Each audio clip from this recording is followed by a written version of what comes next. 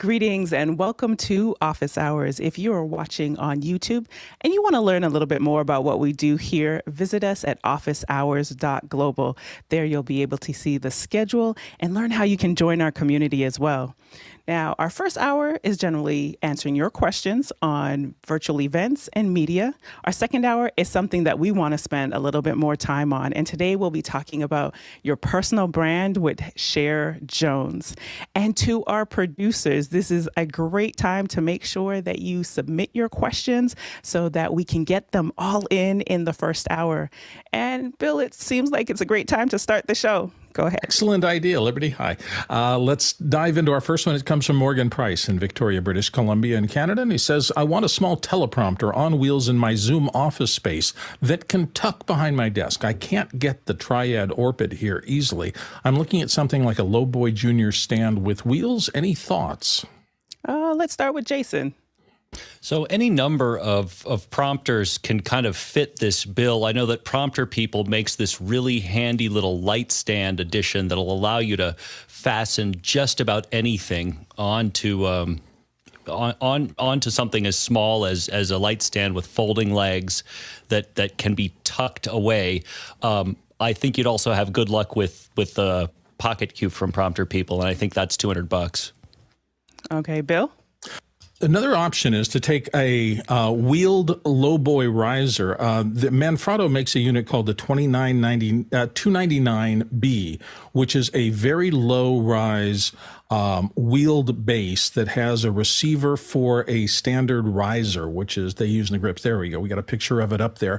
And you can get short stands. These are very heavy duty things. And the thing I like about the 299 is that, I don't know if we can go back to it, but there's a series of 4 little studs that you can actually see on the bottom of it. And the ones that are on the outside actually are little slip fittings. And if you very carefully, because it's really easy to pinch yourself, grab the legs and pull those back with your thumb and forefinger, those legs fold up top. And so the whole thing becomes very small. So it's really easy to put them in the back of station wagons and things that aren't necessarily full grip truck size. So that with a low riser, and you can get those from the grip companies like Matthews and other things, makes a short stand that's very stable and very mobile and also can be tucked in a closet really easily. So I like that solution. Yeah, that's a smart idea to even have it on some wheels. Next question. Next one comes to us from Chris Widener in Lafayette, Indiana. I have rigged cars before, but it looks like I may get to rig a ural sidecar for a project. Besides hanging my killshock, any suggestions for a 10-pound camera on a smaller bike for rough terrain? Go ahead, Jason. I've had limited luck with the more recent, the second generation of the Ronin. You can take the battery off, and Tilta makes a nice little piece that'll allow you to basically connect it in and then just detap for as far away as you'd like. This is really going to come down to whether or not it's not called a jib when it's on a car, but like the scorpion arm type thing is way overkill. I think you'd have good luck with a Ronin. And Alex? I really want one of those bikes. I didn't know what that was until I went and searched for it. I was like, oh, that looks really cool. Anyway, for the sidecar, the sidecar has a flat area across that top area, the top of it.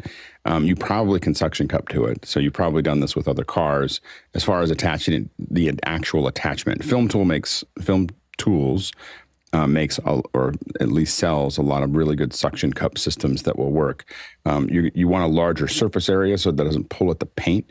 It's got like a little button on it that you'll just sit there and just press it, and it'll basically pull all the air out of it, and it will not come off. like when you get a couple of those on there, and usually we build some version of a triangle that is going to be the basis of the mount, and then we'll go from there. And Bill? I haven't done this on rough terrain on that kind of a sidecar, but I have done it on a snowmobile out in, we went and shot dog sleds once, and on a standard snowmobile, it turned out that a hard mount worked well if you run across smooth things, and that's why I questioned whether or not you say it's semi semi-rough. If you have a lot of bouncy, what it would be a washboard for a dirt bike or something like that, almost nothing's going to really settle that out. Other than probably an operator with a Steadicam. But if you have moderate territory, I got really good results on that snowmobile with just a Hardman Frotto first Mayfer clamp and then something to keep the camera pretty rigid. In fact, I think I used a 3-point Mayfer clamp mount to a tripod holder for the camera, and I really got good results out of it. So it depends on how much shaking you're doing. Next question. Next one comes from Liberty White in Atlanta, Georgia. What websites or podcasts do you frequently visit to keep up with what's happening in the tech and media industries? Go ahead, Alex. Yeah, so probably the one that I check the most from a tech perspective is called techmeme.com. It usually just has this just aggregation of lots and lots of articles that are coming in all the time. And so it's not one specific article. You'll see things from all the other sites that you might be interested in one place. So that and Media Gazer are two. Twitter. I'm on a couple Discord servers that have an email, old email listservs with a bunch of us that work in the industry. So those are kind of places that I probably graze. And then, of course, Office Hours is probably the number one source for how I learn new things. As far as podcasts go, the ones I like to listen to, for tech at least, it would be 20,000 Hertz, as well as Video Insiders are both really good technical podcasts that I tend to listen to. I'm looking down at it. This Week in Tech, of course. I mean, that and different things from Twit, but those are the ones that I listen to. John? What happened from 15 magazines in the old times, right, is now CNET News, Gizmodo, All Things D, TechCrunch, Recode, Mashable, a few more. I lost my bookmarks on my browser. I admit that I also use a lot of, I just use Apple News a lot. I mean, it's kind of zeroed in. Apple News and Flipboard are the two other places that I just they've kind of zeroed in on the kind of things that I look at. So I get a lot of it. That's a good one, Apple News, because I get the notifications just for general stuff. But I think now, as you said, Office Hours being the place to get all these tips and ideas, that I'll look into Apple News. As John said, TechCrunch is one of my go-to. Twitter, definitely, just because also you can utilize other people's feeds that are resharing content and then being able to track just what's happening and what's trending. Social Media Examiner is another one as well. So those are like my top two, in addition to just some newsletters that I have coming in my inbox that have like the snapshots of all the news of the day. Go ahead, Mitchell. I like Preto's historical suggestions there. ZNet was my favorite back in the day. And of course, I think I kind of turned into Twit, or at least that's where I went. And now MacBreak Weekly and programs like that. And I like Mac OS Rumors with the OU spelling. That's a good one, yes. And Tony Mobley. Yeah, I just wanted to say that I think Apple News is fantastic and all of the other ones that were mentioned. But there was one that wasn't mentioned that I don't know if it's on hiatus or what, but iMore, particularly when Renee Ritchie was there, was an excellent resource for tech information. I was wondering, does anybody know what's going on? Why they haven't updated their webpage? You said iMore? Yeah, I think that they were bought, but I'm not sure exactly what's happening there. They were bought, but I mean, Renee has been moved on for quite a while now, I think. Yeah, he had been gone for a year, but I'm not sure what they're doing now. Next question. Our school district, says Bill McIntosh in Long Island, New York, is looking for a camera and mic system that can be mobile to move between classrooms to record classroom lessons. Would it also work in a small auditorium for presentations on stage? Go ahead, Alex. I mean, anything will work.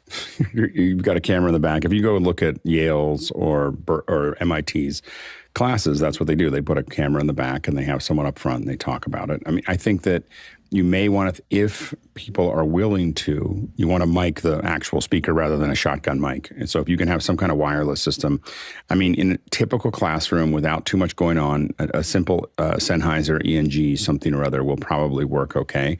I probably, because of students and lots of people and big people are big bags of water, which are not good for transmission.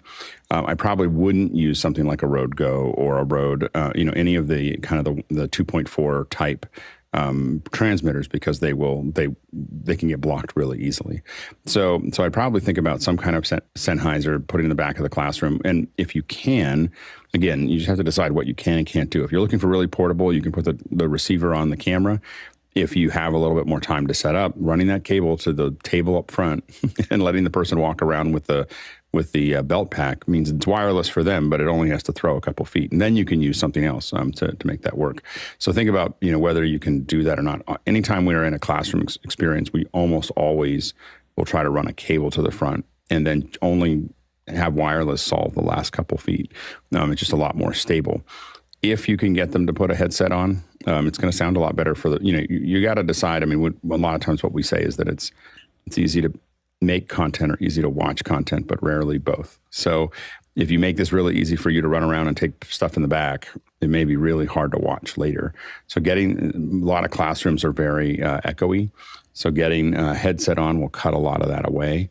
And then you want to make sure that you have a longer lens. So we would typically say 24 to 70, but I would probably say a 70, depending on what you're trying to show, and depending on the size of the classroom, a 70 to 200 or a 100 to 400 is probably something that you want to look at for a longer lens. Of course, most of my experience recently has been with BlackMagic cameras. So if you have someone that can operate that, that's great. The only advantage of doing something like a Sony, of course, you can just tap on the person and they'll stay in focus. And Bill?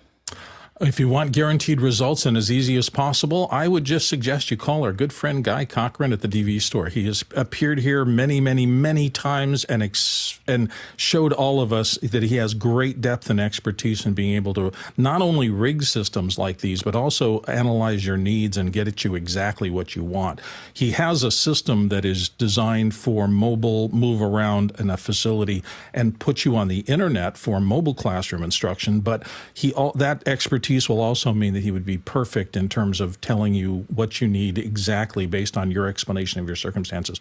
So I just call the DV store and talk to Guy as step one in this. Next question. Next question comes to us from Liberty White in Atlanta, Georgia. Has anyone used Zencastr? It appears that they've added some new features to compete for entry-level podcasters. And he's got a link there, and hopefully that'll help. Alex? I mean, it does look interesting. It looks like it's got like a little setup that you can, there's a couple different companies doing something like this. Right. As far as this capture goes, what are the new features that you I think saw? what it was is the ability to like edit. That was the editing piece of like editing your podcast. So if you think about it, that you record, you got to pull it down, you got to piece it together. I have not used it. So I was just curious if anyone in the community has tried it out, because it could be a good recommendation for, some clients or folks who are just really trying to get into it. So that's what I was curious of. Yeah, I with the real challenge with a lot of these things, I was just talking to somebody who's got ton of viewers. We'll just say that they're making videos, that they do live stuff, and they're using StreamYard. And the problem is that it looks a certain way. They've been doing it a bunch of times, and they've got nowhere to go. So a lot of these things that are, there's nowhere to up level that.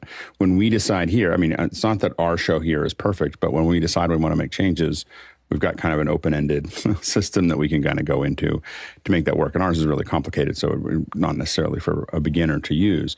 But the point is that when you start incorporating real production tools into what's happening, it just means that it's a little harder to get started, but not that much harder. I mean, learning how to use Logic, for instance, for your audio podcasts is not like we probably should, but I could probably do a 3-hour course on how to use Logic, and it would be enough. It wouldn't be how to use everything in Logic, but you need to know how to throw some EQ on. You need to throw a little bit of processing on, and then you need to know how to cut things. And that's pretty much, and automate the levels. And that's pretty much it. And you'll get a podcast out. And so I think that, and the reason that I always think it's crazy for people to use, I've talked to other people who will use Audacity, or they'll use something really cheap or really easy or whatever. I'm like, wow, that's all that time you could have gotten good with a really good program.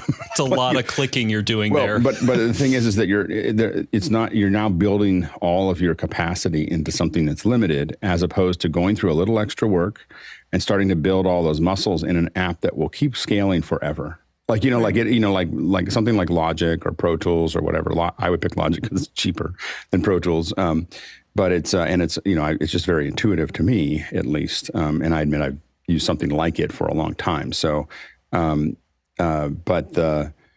I guess I would say that, using that weekly or daily or monthly or whatever output to get better at something that you can keep on adding more tools to, it seems to me always to be a better route. Now, if you're just trying to hack through it and do it, I think a lot of these standalone quick things can get it done.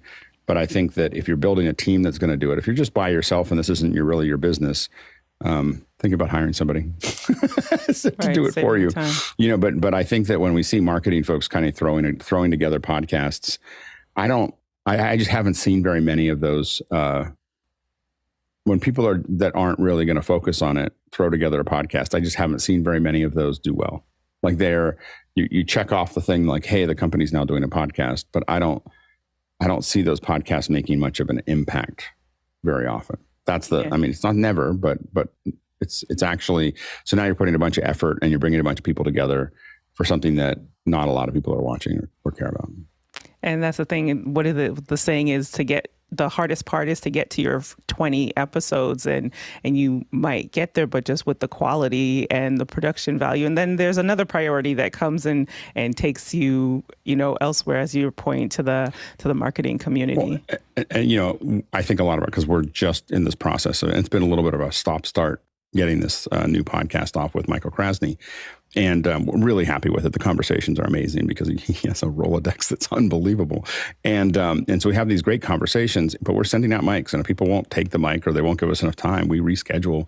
And it's a lot harder. And when things aren't quite right with the record, I spend hours sitting there fixing. And that's the other thing. I'll spend hours sitting there fixing all the little bits and pieces to try to make it as good as it can be from that record.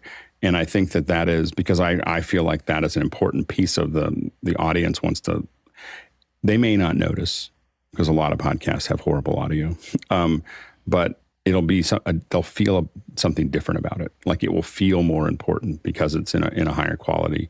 I think that, again, I'm going to keep on coming back to the fact that I think that the press and our leaders and our corporate, leaders have all undermined their own authority by looking and sounding bad. So if you're going to take one of these things on, I think it really makes sense to put the effort into it. Yeah, high quality. Go ahead, Mitchell. Yeah, I like what Alex is saying there because in the world of podcasting, we can tolerate a certain downgraded quality of video, but we cannot tolerate bad audio. That's really annoying, and it's strange how that works. But if you can put your emphasis first on your good sound quality and move on to your video, that works well. And the thing about the fact that things are getting worse instead of getting better on the audio side, we're sort of living in a world of that's good enough. And I think we need to sort of set the standards, the bar a little bit higher. And I think we certainly do that here. We really do concentrate on having good audio and good videos so that we can present a much better, better than broadcast quality program. And well, that idea of what's good and just being good enough, that's also what people value as well. So if they value their thought leadership and branding, then they'll put that effort in. Go ahead, Jason. Yeah, just remember, folks, friends don't let friends syndicate bad audio. It just shouldn't be done. We need that on a shirt somewhere. Next question.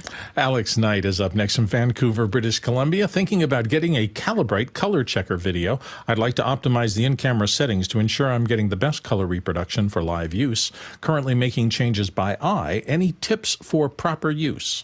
Jason? So, yeah, I mean, just a little bit of background. I feel like there are, I lost video. Stand by. All right, John, we'll go ahead with you. I have the same exact unit that Jason has. I bought it because Jason had it, and it's got quarter 20 on the back. It's the Data Color, a spider checker, because it's supported by BlackMagic Resolve. And I had to have this thing for my 12Ks. Otherwise, the I have a custom LUT installed in my 12K. Otherwise, the color looks horrible. Alex? Yeah, just make sure that the one that you get is compatible with Resolve. I mean, they're not all compatible, and I think that most of the Calibrites are. So these are, but just make sure that they are. Go to Resolve to make sure that they are, because that's going to help you a lot. It'll do an auto fix. It's not as good as a colorist going in there, but better than an amateur. so it just depends on where you're at. I know that you have a fair bit of experience, Alex. So this will just give you kind of an ability to tighten a lot of those things up. Of course, the one that is the standard is a chroma chart from DSC Labs. That's what we use for the cameras that we're working on. These are also really good for matching cameras. So if you have multiple cameras that you want to all look the same, you get one to look exactly the way you want it to look, and then you take that chart with each camera with the lens that they're going to have. You take it into Resolve, corner pin them on top of each other, set the top one to difference, and then start adjusting it until the screen goes black. And as soon as it goes black, there's zero, but black is zero. There's zero difference between the bottom and the top, and those two cameras will match perfectly. It takes a little bit of practice to get good at it. But if you then build those custom LUTs for each camera, they can be they can be different brands, different lenses, all those things, and they'll match up. Jason? Yes, absolutely. Chroma du Monde are fantastic for matching. I guess the final part of this whole circle is that Scopes makes this whole process like just so much easier, and you don't need hardware scopes. I like them especially when I'm off site, but there are software scopes that can be wonderful and live and are the final part of this. And there's a lot of scopes already in Resolve, but Omniscope are the ones that a lot of us have kind of leaned into over time. And Alex Knight. Yeah, I guess that was my next question, because what I'm trying to do is I'm trying to avoid spending time color correcting in post. So I wasn't sure what the best process was to actually adjust the settings inside the cameras. Which camera are you using? So I've got all the same cameras. I use Panasonic Lumix FZ300s. So I wasn't sure. It sounds maybe like I need to go the scope route to just visually make sure everything's balanced properly. Those Panasonics don't have a LUT setting, right? They do not. Right, yeah. So you'll have to, I think, getting a good chart and then scopes are going to be what you're going to want to do, because you're going to have to dial that in to be just right. Yeah, it's a lot harder. So, I mean, and again, if you get to the point where you're, a lot of times if you get the system of adjusting your camera later, shooting in log and then making those adjustments, it depends on how fast, but that's the kind of thing that you can apply to something, walk away and have coffee and come back and everything's been corrected. And then you have a lot of room on the far end to make that adjustment. It just depends on how fast you want to make the turn. Next question.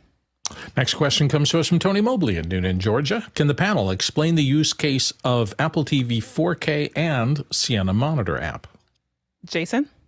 Yeah, absolutely. The purpose is for those who already have or are using NDI to route video. It is an extremely easy way to use a pretty robust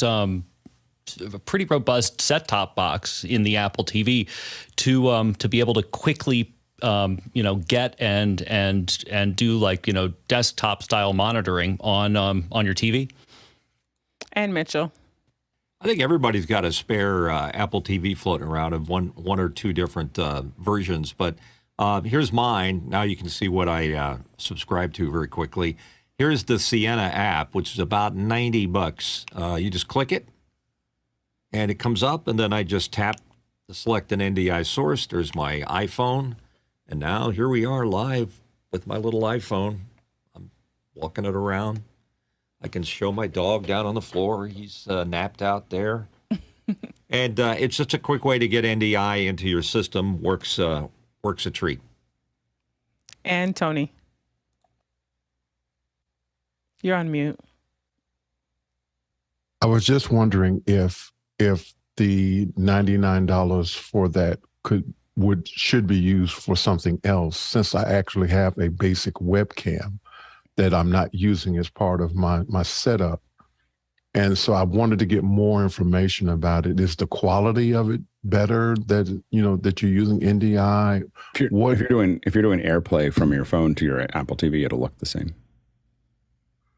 Like it'll, AirPlay to the phone, from the phone to Apple TV will definitely look at least as good. Okay. Thank you, sir. Awesome. Next question. Next one comes from Josh Kaufman in Pittsburgh, Pennsylvania, and he says, well, he actually poses a series of kind of challenges here to think about. Standard practice versus exceptions. Talking head panelist, lighting and background. Warm talent with cool background. Exceptions. What background colors typically used to contrast talent, and are there exceptions to that? What are creative reasons to deviate from the norm? Go ahead, Alex. There's always creative reasons to deviate from the norm. I'll start with that. So there's, I'll give you a bunch of set of rules that we kind of follow when we're just trying to, these are the paint by numbers, like this will not go badly if you do this thing, right? So basically what we do is we want the foreground, the person on the foreground to be somewhere between 1 and 2 stops brighter than the background. We want the background to tend to lean towards cooler than warmer, and that's because we don't want the background to compete with the skin color. So we tend to use darker backgrounds. We tend to do because the problem is if you go to a really light background, it's very easy to peak it before you get to the exposure that you want on the person. And so the cooler backgrounds also give you just a lot more room to work with the skin color to make that happen. So those are again, I've done ones where we've had kind of much warmer colors and they looked great. We've done ones that had very light colors and they've looked fine, but they're just more challenging to shoot. So if someone asks me what should I do, I immediately come back and go this, and this, and then I know that they're going to come out okay. That's the other thing about it is it's a lot easier to see when you have cool colors. When you open up scopes, we were talking about scopes. When you open up scopes, it's very clear to see where your skin is. so like there's a little line that is that you're trying to match, and it's very clear where that is. And it's easy to match that as you move. And Jason? So I would attack this problem in the following order. I think the exposure difference matters quite a bit more than the creative color tints. There's a little purple, you can see it on my hand down right below me, and that just kind of seemed to look right for this particular lighting rig, but that to me seems ancillary to how you're choosing to expose and dialing the lens. That to me is first. And Bill? Yeah, I think everybody's covered a lot of it. Expose for the face of the person talking first. That is the most important thing. Then in secondary thing, if you want stuff in the background, what you want to do is make sure that it doesn't compete with the person in the foreground circumstance. Here you can tell there are shutters on the far side of the room, but there's really an area here that is pretty square and pretty big where there's nothing really competing with my head. And so I'm sorry about that. But the point of this is to give people something to focus on.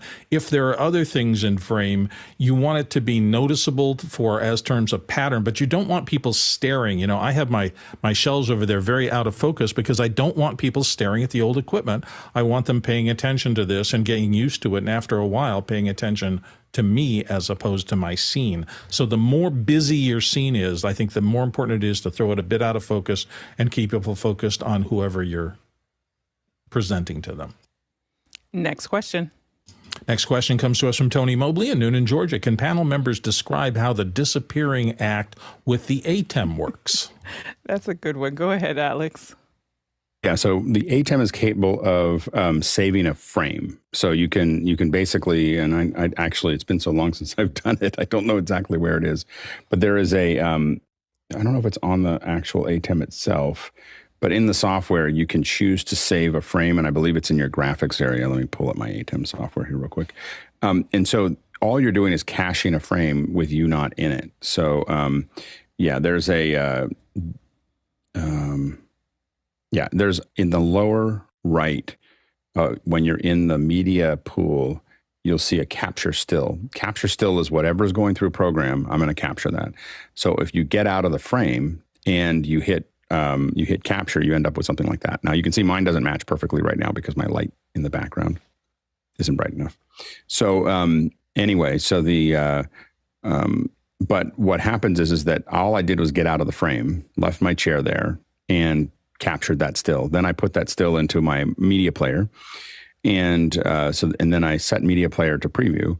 So I just say, I just want the media player is the next thing I want to go to. And then I hit auto instead of, and then I'm just fading from my video frame to that media player still. And then if I hit auto, and if I stop in the middle, kind of like a ghost, it can be, kind of so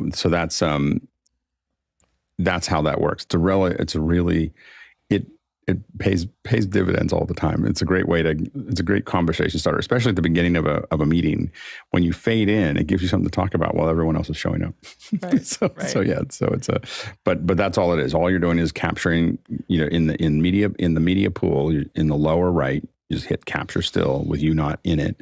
And then you go from there. All these hacks. Go ahead, Bill. Well, and it's also great to figure out what's changed in your background since the last time you did that, because you can see that my camera is mispositioned and everything else is fiddling around. So I obviously tore things down and put it back up. So I don't have a very good execution of this, but I did everything Alex talked about. Saved a still, put it in the media bus, and then it's just a matter of hitting still or camera one for me. And Mitchell? Yeah, the funny thing is that after the show today, you're going to see a bunch of people crawling on their hands and knees and reaching up to hit the capture button. Right. Because I'm like, that was a great question, Tony, because I've seen it and two, and now we have the workflow for it. Easy. Yes. Go ahead, Jason. Well, and to embellish on this, there is all sorts of fun that you can have with this kind of the ATEM. When Grant says, this is incredibly powerful, he's not kidding. Like, I, for example, will take the Nerds Limited logo and frequently, key video over it and then do an alpha exclusion and then transition between the two, with a cookie cutter cutout. And it's just neat, and it is absolutely worth playing. And maybe in your honor, we should just all be Casper the Friendly Ghost, for the rest of the hour. The ghostly edition. Right. Next question. Next question comes to us from Roscoe Jones in Brea, California. Ran into an elementary STEM teacher, science, technology, engineering, and math. Is that teacher making videos at a suspension bridge in San Diego to inspire students to observe science all around them? Two thoughts. One, how can we best inspire, educate, and support her? And two, what inspired you as a kid? Go ahead, Alex. Yeah, so the best way we can support them, I think, is most likely letting them know that this is here. And also the education Saturdays are going to come back this fall. The timing of that depends on the team that's slowly building up. Roscoe, if you'd like to be on that team, reach out.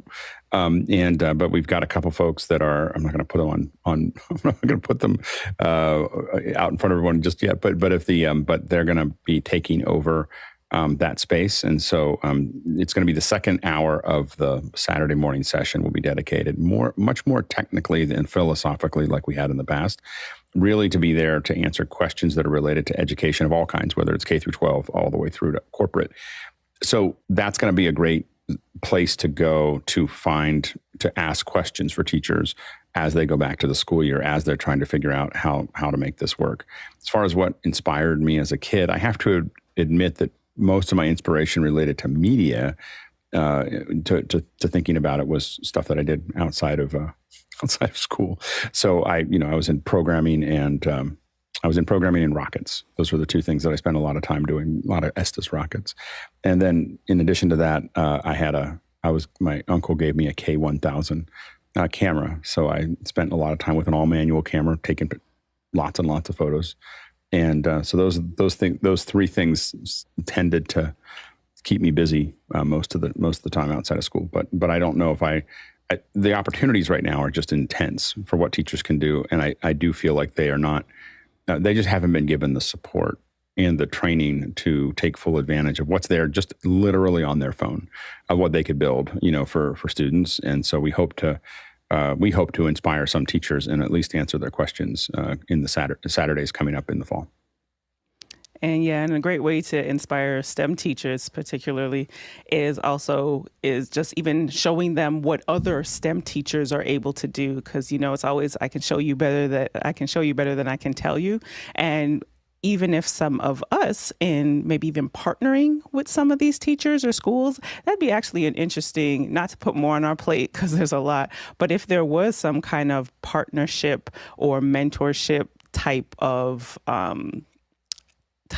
program that, like when you are, I'm trying to think of, when you take a school, like we've done this in the past. When I worked at this newspaper, there was a school that they'd like feed interns into, but we'd also go and speak to the school. So if there was something, and I'm talking this out in real time, but that might be interesting, obviously down the line, and maybe for the nonprofit. Alex, you were going to say something? I've had trouble. I think that the direction that I'm going to try to go this year with my kids are in 8th grade and 9th grade this year, and one of the things I'm going to do is reach out to the schools and say, hey, I'm happy to do a presentation for the teachers, like on some kind of, on one of their teacher service days, I'll give a half hour presentation of how they might be able to use media, and then just attract the teachers that are interested. So far, I've gone to teachers that are specific to my kids and say, hey, I could help with this, and they're not interested.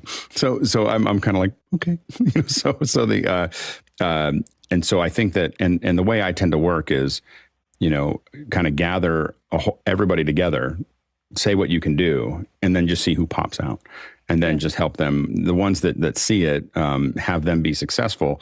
And what happens is they tell their friends, and they tell their friends, and after that. And so rather than trying to persuade specific people, is really to just throw out a net and see what happens, see who you catch, as far as people that are interested in what that has to happen. And then the ones that were kind of interested but weren't really ready to do it, might jump in. And then as you have more success, then you end up with more uptake. And that's been, I've tried it the other way recently just because I was lazy and I didn't feel like trying to make a presentation. But I think that the way I've done it for the last 30 years is take the early adopters, make them successful, and then just keep, and rinse and repeat.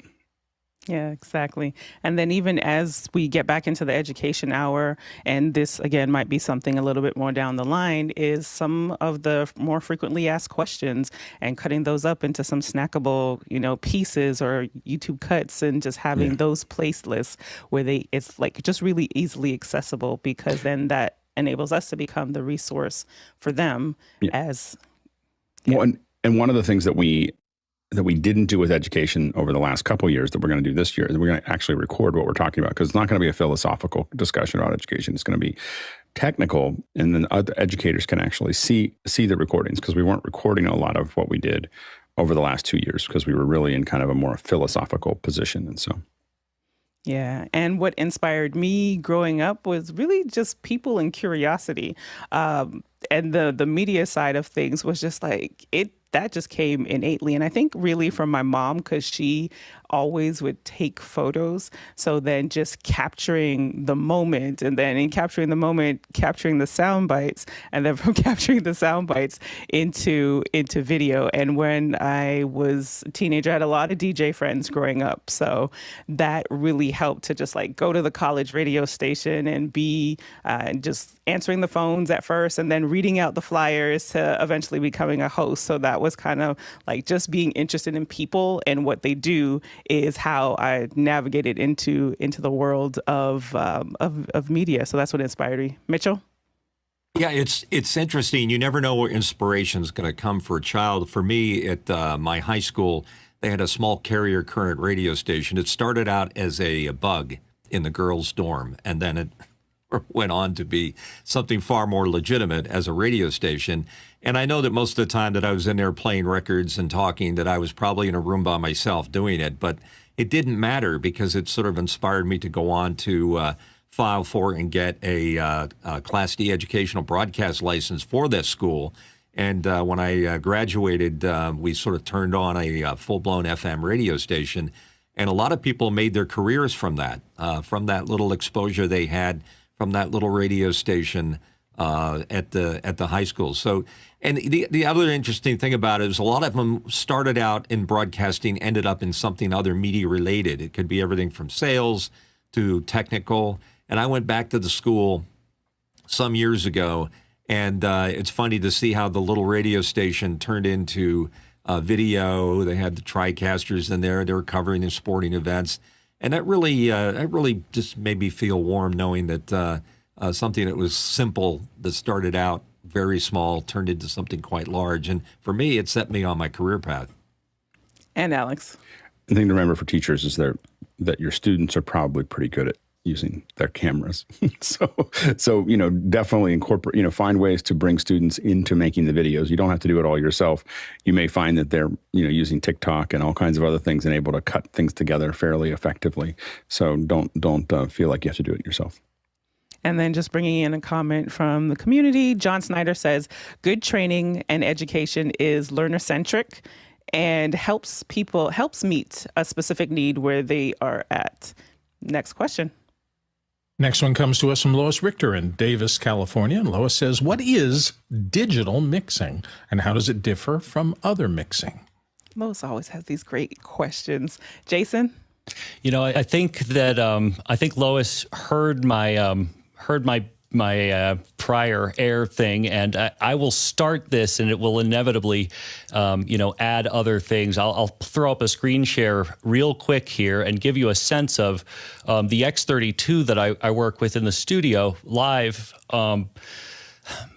Every channel can be routed independently and then mixed independently and named independently, and the difference between an interface like that and your standard kind of wrought iron router, which is really what an analog mixer is at first just overwhelmingly cool, and then you kind of have to refine your bearings because you have so much freedom. It's incredible.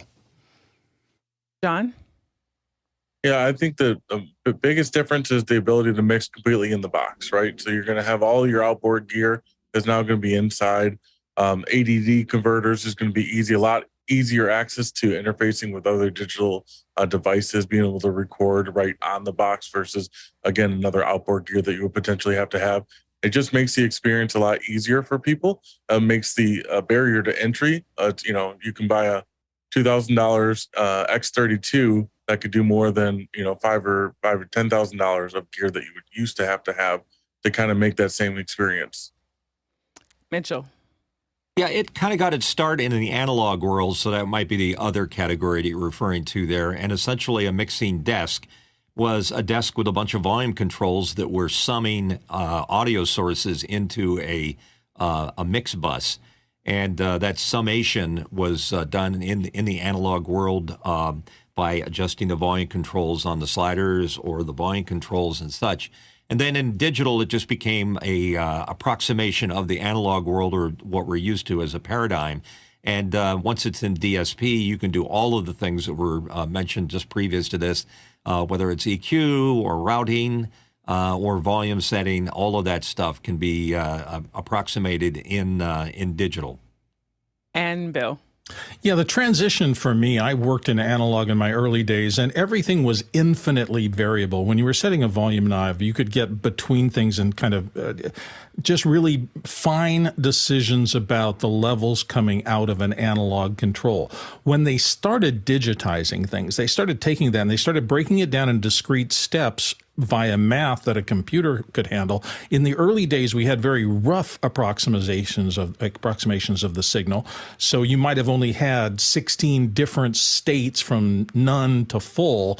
But as computation got faster, it caught up real fast. And suddenly you had either, you went from 256 to 16,000 and then to 24 million states you could describe. And the computers got so fast that you now have the same precision, or I think even in some cases better than it, in the old analog refinement of a signal, but it's all digital, so it's all numbers. And with modern computers, that means the computers can work really fast to calculate a gazillion states of things. And we've gone full circle from analog being the superior technology for describing these things to nowadays digital controlling the entire world. They make whole movies just entirely out of numbers now.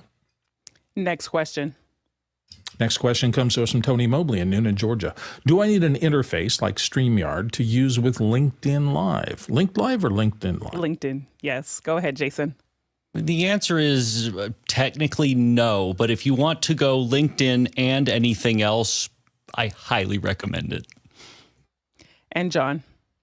You don't have to use that. You can use anything that will support an RTMP stream. Restream is another great option if you want to go to multiple platforms. If your computer can support it, internet can support it, you could also send it out yourself to multiple different platforms, or use AWS to get up there and then redistribute. Lots of different options to use. You can even go live right from your phone, so it's pretty simple.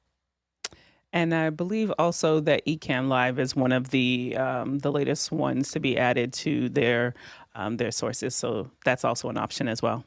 Next question. Next question comes from JHB in New York. Alex, when you were describing the disappearing acts, how did you stop in the middle of the transition? Thanks. Go ahead, Alex. Yeah, I just hit auto. And then when it's halfway through, I hit auto again and it stops. So if it's in the transition when you hit auto again, then you become a ghost. And that's what you see here.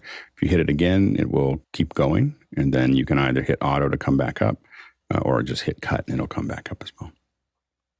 Next question.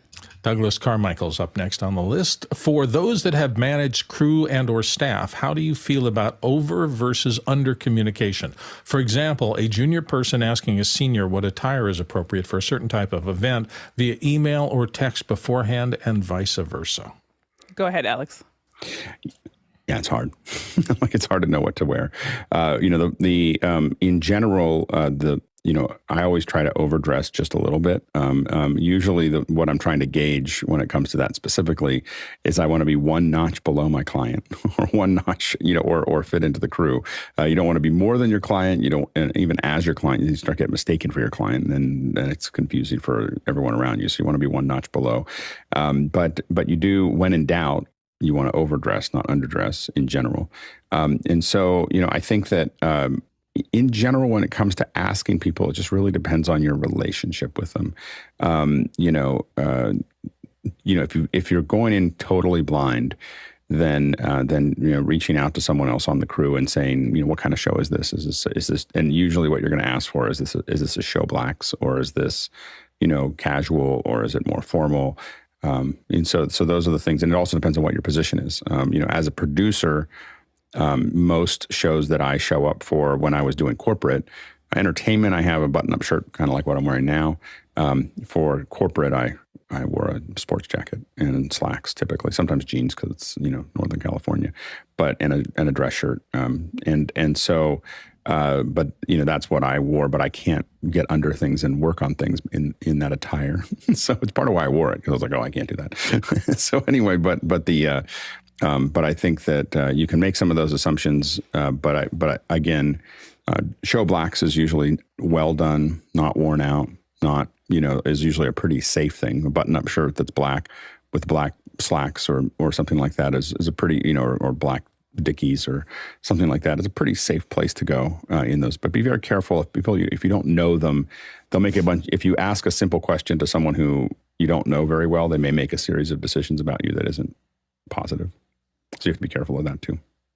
Yeah. And I would lean towards over communication with the caveat of it depends who you're speaking to.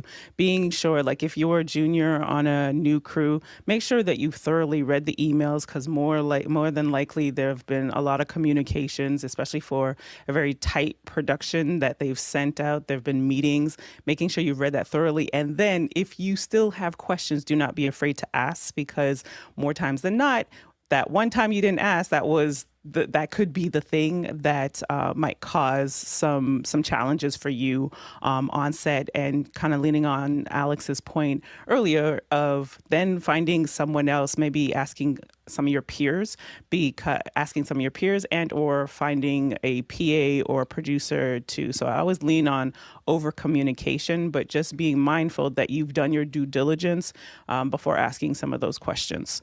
Mitchell. Douglas, I'm glad you asked this question, because it's a pet peeve of mine that when I hire a crew and the crew shows up in jeans, T-shirts that might have something on it that's offensive or inappropriate, cut off sometimes, it's just not done. And, like Alex was saying, at the very least, a button-down shirt, maybe a polo shirt and a pair of khakis. but never, ever, ever a beat-up T-shirt and ripped jeans. I've seen it before. You're going to get fired on the spot if you show up that way. And Jason?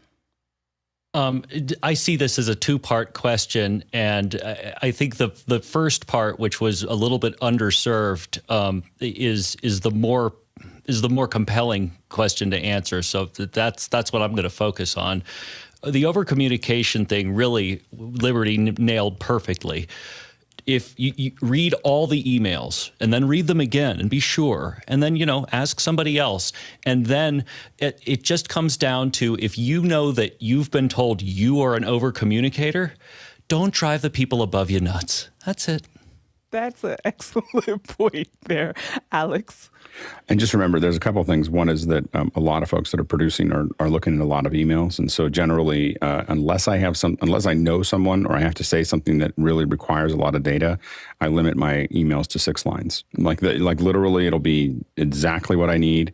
I don't add a ton of questions all at one time, because what'll happen if you send me 5 questions and I can't answer one of them, you'll never get the email back, because I'll sit there and I'll answer the other ones and I'll get back to that, and I'm never getting back to it. I do 400 actionable emails a day. Like it's just going to be off in the never land. So you want to ask, the questions that you need, that are there. This is also really good guidance for producers, is that one of the things that we usually send out with our kits or our prep for is what you'll see in it show blacks. And we'll tell you what, sometimes no tennis shoes, no,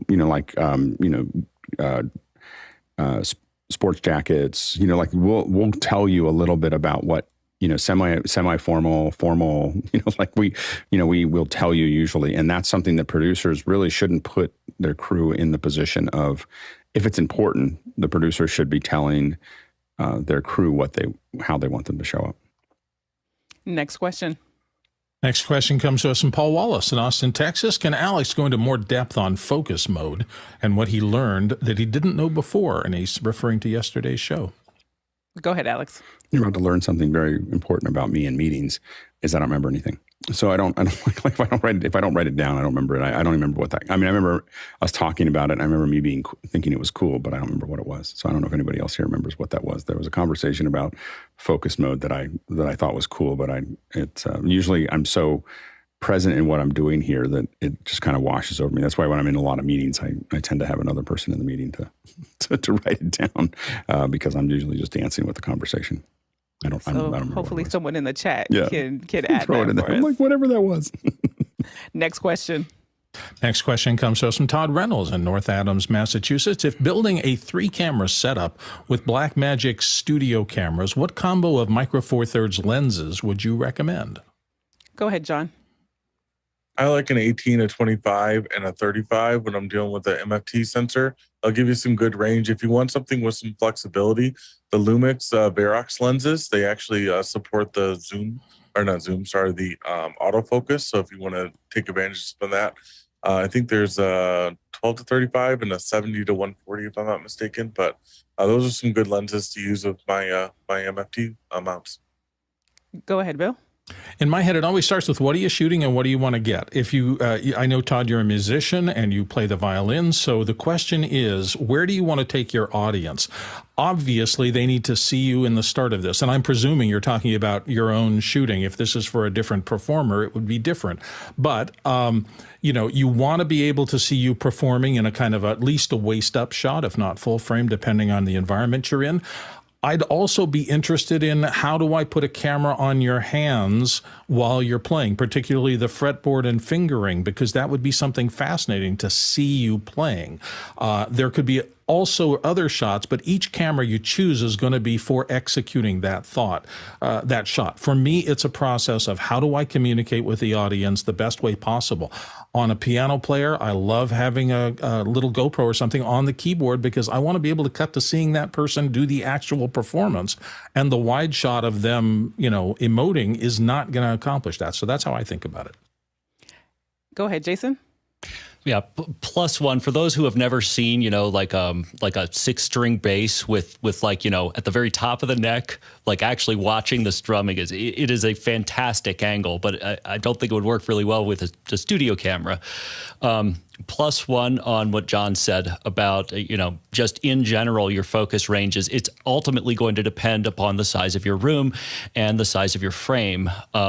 Quick tips: pay for power zoom and do not get a variable aperture lens. Pay for the difference between it. That and power zoom. And once you've done all those things, you actually don't have very many options that are actionable. It really just comes down to, picking your focal range or your zoom range. And Alex, real quick. Yeah, I've been really successful with the Olympus Zuiko lenses. I have the 40. I have the 12 to 40 and the 40 to 150, and those are really good lenses. They're a little expensive. They're almost as much as the camera in some cases, or more than the camera in some cases. But they are, and there's also a 12 to 100, which I've not used. It's a little. It's a 4.0 instead of a 2.8, so I didn't get it. But I like having 2.8 because of the, obviously, for those. Now it depends if you're in a small space all the time. You could probably get away with the 12 to 40. If you had 3 cameras, I'd probably get 2 12 to 40s and 1 40 to 150. And that's in a regular space where you're not doing long throws. You've got some stuff to work with. The only reason you might want 2 longer lenses is so that you can do crosses. So you might end up with 2 12 to 40s and 2 40 to 150s. And then you can mix and match those lenses and be able to do, that gives you the singles that you would need if you're doing a round table. Next question. Next question comes from Peter Asado in Las Vegas, Nevada. Newbie guidance on how to outline a video from the panel is greatly appreciated. This is a follow-up to my question last week on producing a video to attract Google Fiber's attention. I was out on vacation. Now I'm beginning the process. Go ahead, Bill. So there are some traditional steps. I'm going to outline 3 of them that are incredibly important. The first is a thing called a treatment. People don't do this anymore, and it's really too bad because the treatment was the classic way to articulate to a client, why are you making this video? How do you plan to approach it? It is a short document, typically. I've seen them 1 page. I've seen them 2 or 3 pages, but rarely more than that. And it's going to be your Bible through the course as to always checking if what you're planning to do is consistent with your goals for the video. I can't emphasize how much time that saves as people bring you ideas and you think, I want to put this in there, and you go back to the treatment and you go, that's not really on point for the way I set up the treatment, and you can decide whether or not you want to amend it or not. The second is going through the storyboarding or scripting process in some ways, and I always start with just a basic outline. I want to outline the topics I think I'm going to cover through the video and give myself a chance to think through all the subtopics and the examples that I want to use to explain that. And then once that is done and I spend some time kind of getting it down to the essence of what I want to teach people, the next thing you do is go to a shooting script, and that's the final document. And that's going to tell you exactly how to proceed through your video step by step with everything you need to execute on your plan. And Alex? I'm going to take a step back a little further because that was great as far as the technical pieces of what you need to do to do that. It was perfect. And I'm just going to say that action occurs when possibility is greater than circumstance. That is the physics of everything that I make. How do I lower the circumstance of something that you want to do and increase the possibility? And the thing is if you're able to do those effectively, so for a Google Fiber as an example, it's going to be easy to install. We know the people who can make the decisions. We can streamline your ability to go into our space. That's what you want to be talking about. And the possibility is there's a lot of people that really need good connectivity. The connectivity is not very good in our region. We want to do those things. And so you're trying to say there's a big upside, and here's how we lower the downside. And so the thing is and then you get back into the traditional, tell them what you're about to tell them. So we think that this is a great location. We can make the changes. We're ready to work with you. You want to say that in the first 30 seconds. Then you're going to explain why. And at the end, now you can see why we're ready to help you, blah, blah, blah, blah, blah. Tell them what you're going to tell them, then tell them what you told them. And if you do those structures along with what Bill said, you're on a pretty good path. Next question. Next question comes from Tony Mobley and Liberty. Please talk about the ladder in your background, please. So this is a running joke because I'm in the studio and that wall is being used for a podcast. So sometimes we'll use the add a hair light up top and put the light up there. So the ladder was there. It wasn't there last week. And by special request from John Preto, I was like, I got to make sure the ladder goes back there. So that is. It works. I don't even know why it works, but it totally works. It's just some secret sauce there. So, well, thank you all. That was a great first hour. And as we transition into our second hour, we've got a guest with us today, Cher Jones from Socially Active Training. And we've been on this branding. It's been a lot of branding conversations this month. But today we'll be talking about personal branding and how you show up not only online, but also in your workplace, whether that be on set, whether that be that you are in a corporate organization. And Cher, welcome. So happy that you're here with us today. And I'm so happy to be here today. Definitely, as I listened to the conversations earlier, as far as even how people show up and how they're showing up to a call and whatnot, everything at this point needs to be intentional and calculated as far as if you want to leverage your brand for your success. So I'm excited to be here. And where are you coming in from? Because we have people from all over the world. Well, right now I'm zooming in from Toronto, Ontario, Canada. Awesome. So now, Cher, we've actually known each other for a while because we did a show years ago. What was it? Around 2012, 2013, using Google Hangouts. And if you can kind of tell us a little bit more about your story into the evolution of, doing LinkedIn, being on LinkedIn, using live video, and you even do LinkedIn learning as well. So there's a lot there, and how personal branding and training has wrapped into that. Oh, absolutely. So I started my career in broadcast journalism. I worked in sports broadcasting for a number of years for the Toronto Raptors, and I was a producer on the pre and post game show. And then I've done some on-air stuff as well. And around 2012, 2013, there was a show called Scandal that came out, and we had access to Google Hangouts on air, so HOAs. And that was like amazing technology because as someone who worked in the industry, we were like, wow, this is TV on our own terms.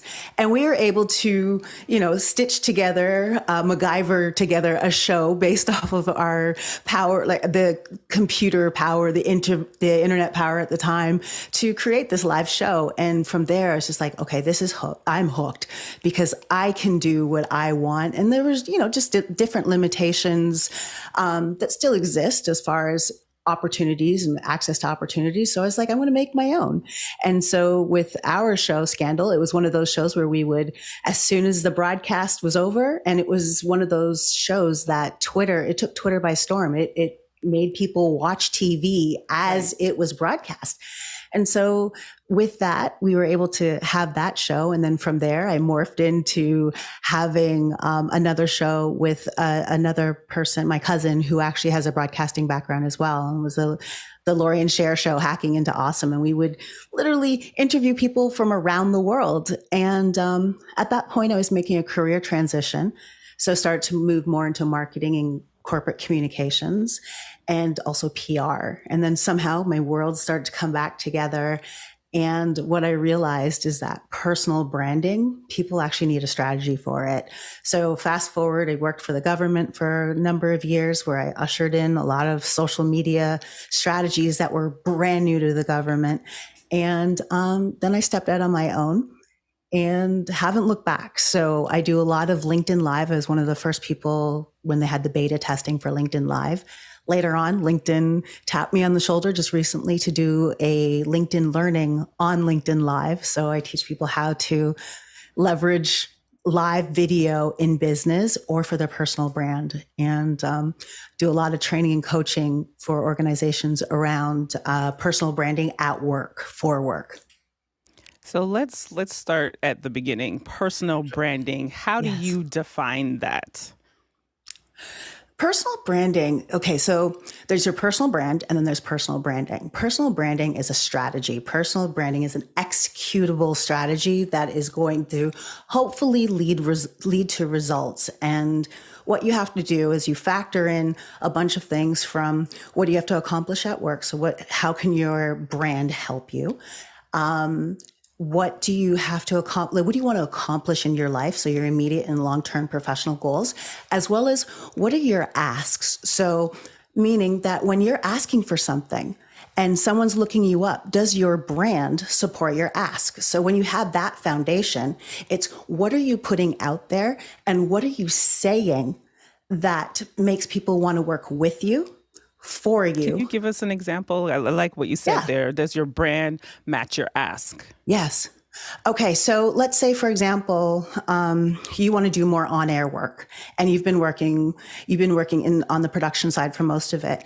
If you're letting people know that's what you want to do, where's the proof? The burden of proof is on you. So you have to make sure that when people are looking you up or when people are talking about you, they can reference something that's supporting what you're saying you want. So you have to then create the content or the proof so that people can imagine you in that role that you're asking for or that opportunity that you're asking for. And how does that differ? Just just being online, your personal side, like your personal platform, but then also internally, because if my understanding is correctly, that you help train people in organizations for how they can show up with their personal brand. Yes. So again, it's like factoring in what are your performance objectives? What do you need to accomplish in your role? And what do you want to accomplish in your life at work? And what are you passionate about? What can you do?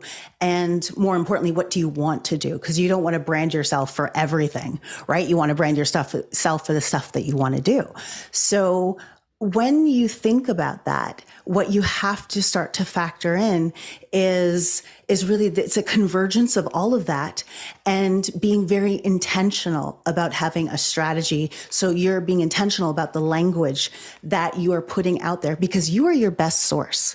And that's what people don't recognize is that when most people who have heard about you, they're looking you up and they're probably checking you out on LinkedIn or anywhere else that they can find. You are the source of information. So the branding side, so going back to that question around personal branding, what is it? That's that intent, those intentional actions based off of a strategy of what you want and the output of that. So they find that and you give them the language to talk about you. And what does that look like when let me go back a second there. What are some of the biggest mistakes that you see people do when it does come to, and I want to lean in a little bit more to those that are in, working in an organization, or maybe for many of us are on crews, on set. What does that look like? Okay. I would say, so going into the mistake question, I say the biggest mistake is assuming that people know. Right? We often do that. Oh, they know that I can do that. Actually, they don't.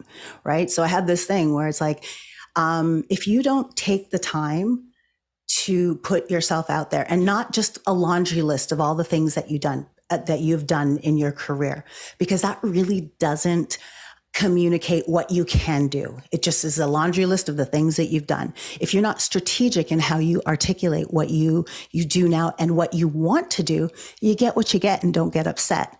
So you want to make sure that you are being more intentional around what you're putting out there, being intentional about the stuff that you want and positioning that in your different digital spaces, as well as when you're introducing yourself and being strategic around making those connections and leading them back to your source of information so that you can influence how they feel about you and what they know about you. So what I heard you say is that so often we make a mistake of, oh, well, they know, like people know. And then in a matter of fact is they really don't, especially with all the content and people's priorities. Then what are some of the steps that people can take to, especially there was this part where you said that like even what you want to do or like your aspirations, how can we communicate that? So when it's really comes down to having a communication strategy for your personal brand. And I know that sounds so intense because we've never been taught to think that way. And it's that important right now, especially with how we communicate digitally and how we communicate personally. And we all have to recognize, no matter what state of life you're at right now, you can't get to the next spot, the same way the person did before. Because what I tell a lot of people is the branded wheel gets the grease. So it's no longer that straight, direct pathway of you did a good job. So you really have to start with what is it you want and what is you want to accomplish in your role, right? How can your brand help you? Again, your immediate and long-term goals, and what are you asking for? When you start with that foundation, then you can think about the audience that you are going to position yourself for. And that's the main audience we know that a lot of people are interested in. But if someone was to move the dial on the conversation and put forward an opportunity or connect you to an opportunity, that's the person that you're talking to. The next thing that you want to do is master your message. So now that you know what you want and you know who you're talking to, you got to position yourself. Most people think about it in the way they've been taught to think about it, which is from a job seeker's perspective. And this is the furthest thing from the truth, because a job seeker positioning is a laundry list of the things that you've done. Where what I like to tell people is go from a service-centric approach. So making sure that you identify the problems that you solve and who you work with, and then how you help them. And then you're going to introduce why you're the person that they can trust to do it. Because most people start with, here's all the things I've done, but you haven't contextualized it at all. And so if you reverse engineer that by talking about the problems and those you help and how you help them and what those people accomplish, then you say, and here's why you can trust me to do it. And then you go through your laundry list of appropriate pieces of experience. All of a sudden, you have a very different message because someone has now been able to connect to that message. Then the next piece, once you've mastered your message, because this is not just for LinkedIn, although I think that's a perfect resting place for it. But it's also how you articulate, how you introduce yourself when you're in the room, when you're on Zoom, when you're on a program like this. You need to make sure that you have the language that people get it. And then finally, it's the burden of proof. So and before that actually is the network. You have to build the network. So you have to be connecting that work that you've done to those who are going to champion you or sponsor you, those people that you need to do business with or create opportunities with, those people who need to trust you in your leadership. So you're building that network. And then with that becomes amplified through how you're engaging and connecting on a daily basis and what sort of proof you're putting out there. That could be thought leadership. That could be proof that you are doing something, proof at an event, proof that you are reading. So there's so many different things, but just to sum it up really quickly is just taking a look at all the things that you want and what you've done and positioning that so you master your message, connecting to the network, a functional and practical, intentional network, then networking with them and putting out the proof that shows that you know what you know and you do what you do. And we've had some conversations in the community of how we show up and not to. How do you show up and share that great story and the things that and how you've helped solve problems without bragging? Like that's one of the things that, just being mindful of how you come off. Are there any measuring sticks or best practices around that? Yes. So it's interesting because I come from that digital divide era where, I was born in the 70s. So, we cringe at bragging, whereas those who are born a lot later, like millennials and onwards, even Gen Zers, they don't understand the same concept of bragging the way we do. But what the way to converge everybody's approach is by taking that service-centric approach. Here's how I help, And then here's why you can trust me. That positioning of everything that you do, letting people know how you help, letting people know that you have a clear understanding of that. So even if you're trying to say, hey, I was on this show today and we talked about, so it doesn't start with the I. It starts with, I would pull something that we discussed. Have you ever wondered how to show up on a set when you're going for a brand new position, blah, blah, blah. Today on this show, we talked about this, and that. So right now, I'm not even saying, hey guys, look at me. I'm on TV, Mom. Right? I'm talking about the lessons learned and I'm feeding my audience, right? So it comes from, if you always come from a place of service, even though you're talking about what you did, you're serving as opposed to just telling people to look at me. Wonderful way. I like how you broke that down. And there was something you said a little bit earlier too about finding your champions and your sponsors. Can you dive into that a little bit? And then we'll maybe pivot a little bit to networking, because I think this is a good segue. For sure. I mean, we have so many people who have already trailblazed away and they have a network. They are either opportunity gatekeepers or they are opportunity connectors. And there are people who believe in you and want to bring you over into that next opportunity. And so it's important to forge relationships of trust. And that usually comes, they don't have to be your bestie, but they have to trust that if they're going to put you, because you're an extension, you now become an extension of their brand, that they're going to then put you in front of those opportunities because one, they believe in you. So if you go back to my branding principles around mastering your message to give people the language to talk about you when you're not in the room, I think that's where a lot of people go wrong with their sponsor and champion relationships is they like you, but if all they can say, oh, they're awesome, they're a hard worker, that does not differentiate you. And that does not give them the language to say, hey, this is why I want to connect you with that person. But the burden of proof, again, is back to you. You will, if you work on your brand as you work on those relationships, it makes them a better champion and sponsor, and you show up better. And they're more excited to share what you bring to the table because they got proof. Right? So that's really important. And then that also helps them look like a hero as well, because they've now introduced you to their network and their community. And just speaking of networking, because you are a part of your roughly 30,000 followers on LinkedIn. And I've watched you from the moment you got LinkedIn Live and just how you would keep showing up each week and you would do your show live and share all these tips. And now for those who are just beginning to build their network, what are some of the ways that you can do that, whether it be LinkedIn, but then other outside of that as well?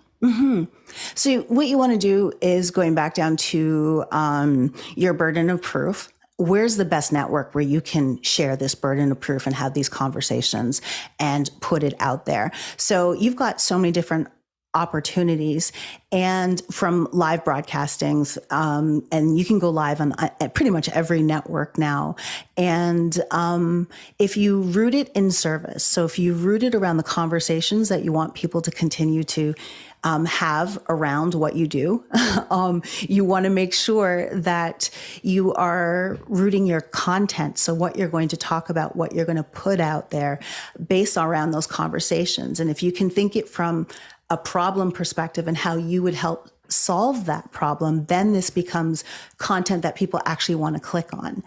And there's definitely a learning curve. So as you're starting to put out and produce content, it only gets better over time. But you talked about consistency, and I look at my first live to, my 100th live, and there's a significant difference. Just because, you upgrade on your equipment, that's one thing, but that's where usually people make that first mistake, is they're upgrading their equipment more than before they've allowed themselves to get used to the technology. Right? So they start with the best, and it doesn't matter how good your equipment is if you're not communicating very much. Well said, well said. And just pulling in the comments here, Henry Ramos says, just followed Cher on LinkedIn. She is good. And I think this would be a great time to head into our questions. Bill? Absolutely. The first one comes from David Brady in New York City. And David says, with everybody hawking their personal brand, doesn't this run the risk of diluting the power of the product? Let's start with you, Cher. Interesting. So, well, we do business with people at the end of the day. So I think it's more the framing on personal branding, because here's the thing. And I think this where it comes into place is that a lot of people are not doing a good job branding themselves. So we get this negative vibe around personal branding and the people who show up. But if you brand yourself well and it's branded in service, the personal brand of the individual as well as the company brand, that goes hand in hand, because at the end of the day, they're still doing business with people they know, like, and trust. And so this just becomes a better route to doing it. The problem is that a lot of people don't know how to brand themselves properly. And what are the steps to fix that? Like fixing branding yourself?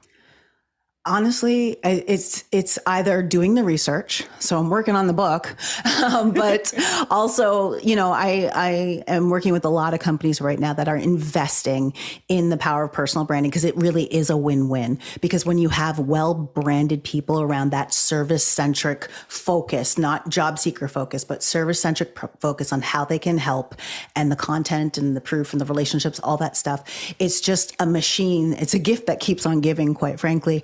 And so, but it is doing the research. It's something that you've got to, this is not something that you didn't wake up like this. You don't wake up branded. You have to do the work. And it's that discovery side, and then the messaging side, and then the networking side, and then the proof side in your content. So it takes time.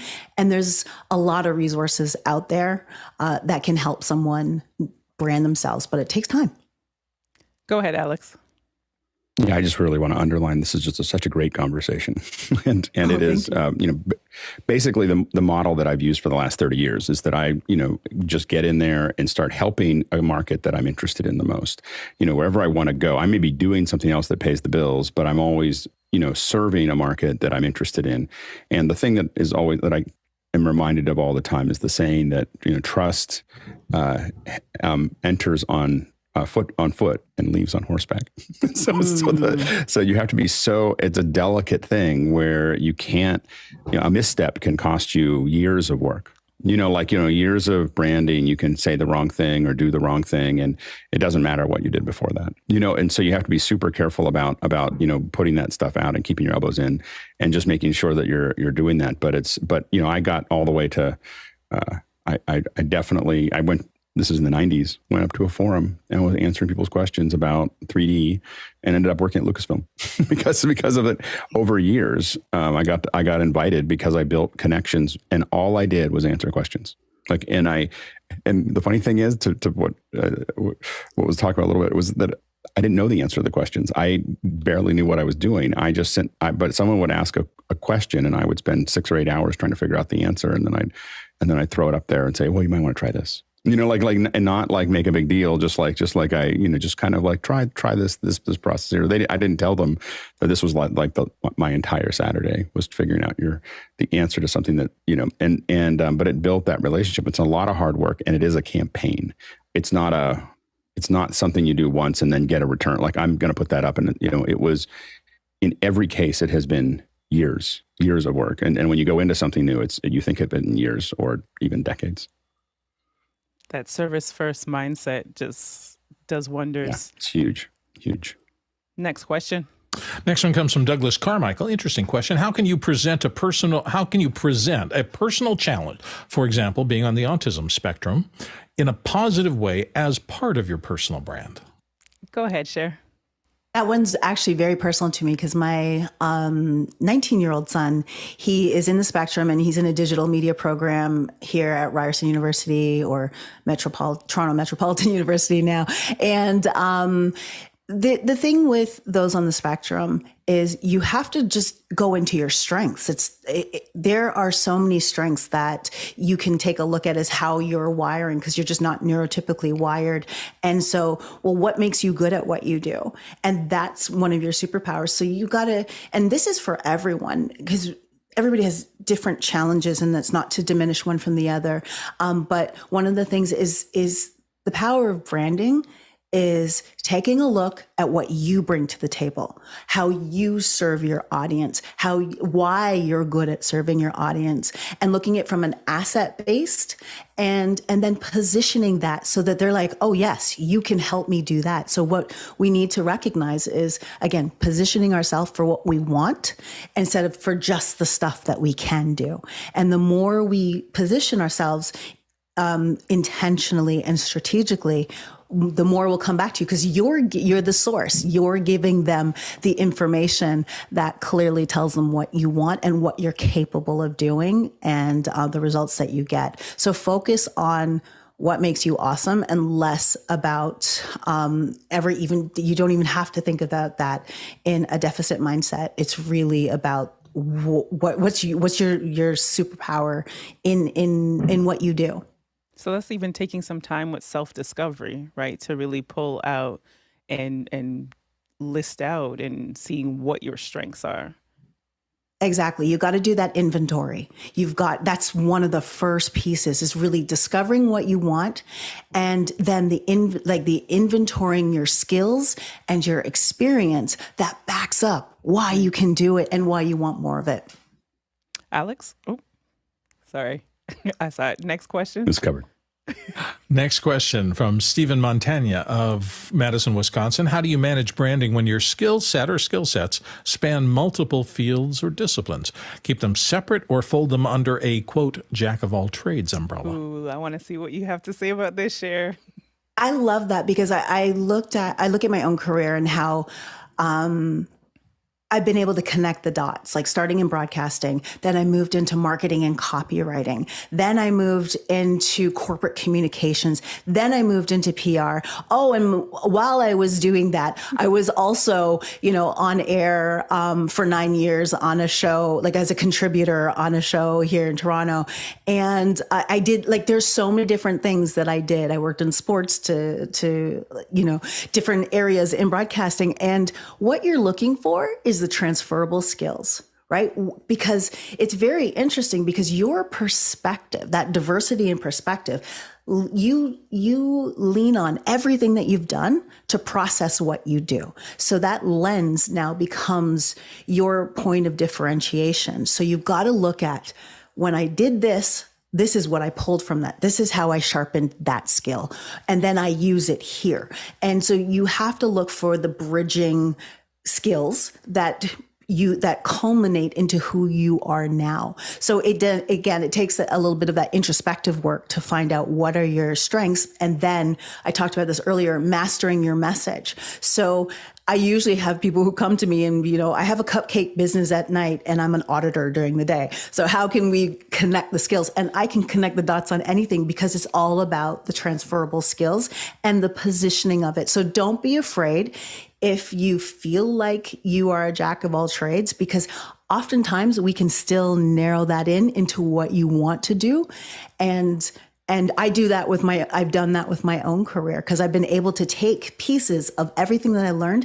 And that's what differentiates me from a lot of the other social media, personal branding people out there, is because I have a foundation in broadcasting. So journalism plus corporate communications plus PR. So it gives me the different angles of comms, but now I can roll it up and how people develop their brands. And I use all those skills.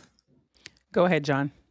I think of branding more like it's what they think about you when they think about you, and then how do they feel when they leave you, and that's really the impact that you're going to have on them. And it's less about skill sets; it's more like, I trust this guy to do X, Y, and Z. More than anything else, for me, at least as a personal brand, for where I work and kind of how I've used my own brand to kind of push myself forward. And I love that.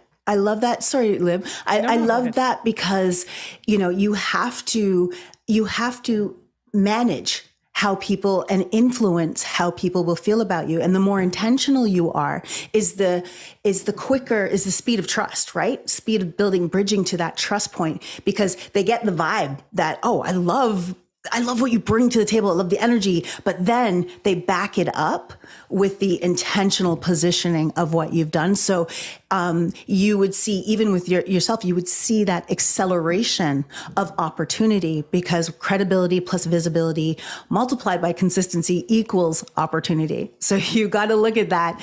And it's just the more intentionality you put into the brand, you'll see that you'll accelerate your opportunities. And it just sounds like, John, your brand is service-based. You like to serve and help. So that comes out in the results that you get internally. Next question.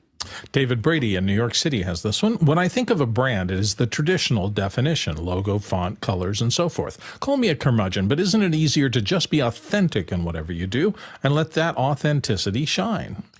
Go ahead, Cher. I think that's part of the strategy. But I think that I said this earlier, and I truly believe it. The branded wheel gets the grease. And here's why I say that.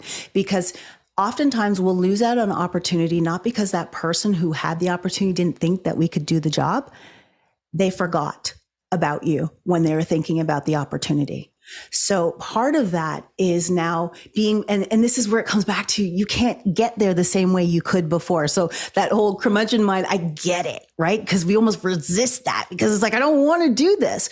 But if you want to play at the top of the game, at top of your game, access more opportunities than what is currently coming to you, that requires a level up in effort and in your brand. And you will see that as you do that, these opportunities that you never even knew existed are coming at you, because people remember that you exist, and people then have the proof, again, back to that burden of proof, that you can do it, and they're going to move you forward.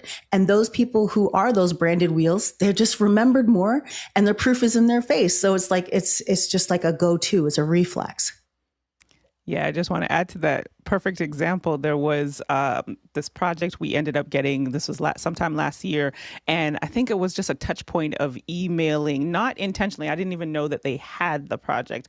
I just forwarded a resource, and their response was like, oh, yeah, we're looking for someone to edit this, the series that they're doing. And it was just, so the burden of proof, I love how you say that, the burden of proof is already there. And it wasn't that they don't know the work that we do, they just forgot. And that touch point of showing up in their inbox is what, gave us access to opportunity. So just reinforcing that idea that sometimes people just forget. There's so much happening. Go ahead, Bill. Well, when I saw you use the word curmudgeonly, or when I saw David do, I'd like your thoughts on, we're in a position right now in the world where there's a lot of stresses, and a lot of people are undergoing a lot of stresses. And it's really easy, I think, to fall into that. I have some of my dear old friends that I've been communicating with online for years, and some of them have fallen into this trap of being very negative about their own lives and about the world and everything else going on. And I see it infecting my opinion of them, that they're not somehow able to manage all these stresses. What do you give me some thoughts about, if life is just in a difficult position right now, how do you moderate making that a part of your ongoing web presence and infecting your brand with a little too much negativity? Well, it's something that I'm sure we all see, no matter what network we're on, we see that come through. And then going back to earlier, it's like, you want to manage how people feel about you. And what I've noticed is those people, it's a specific type of person who's going to put that sort of energy out on the internet. And that's everything that we do is a choice. Not branding is a choice. Putting stuff out there that brings people down is a choice. Usually when I see that, it's probably a cry for help. And it's probably one of those things where it's like, they need a friend in that moment. And sometimes they're just, even if you reach out, they're just not there yet. And it's a season of their life. And that's just something that they're going through. I mean, it's important to be mindful that what we put out there matters, because we're making a connection to the feeling. It's how people feel about us when we leave the room, as was mentioned earlier. But, we all have the power to influence how people feel about us. So we just have to be mindful of that. And I will, when I feel like I'm not, soliciting in someone's inbox, be like, hey, you sure you want to post that kind of stuff? Because this is how it makes people feel.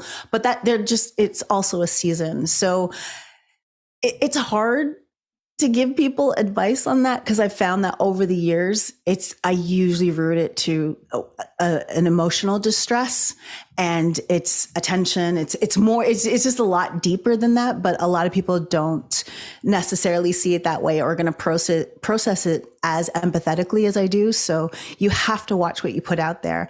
And one thing that I tell people is that once you become intentional about your brand, there are 3 strategies that you can vacillate from.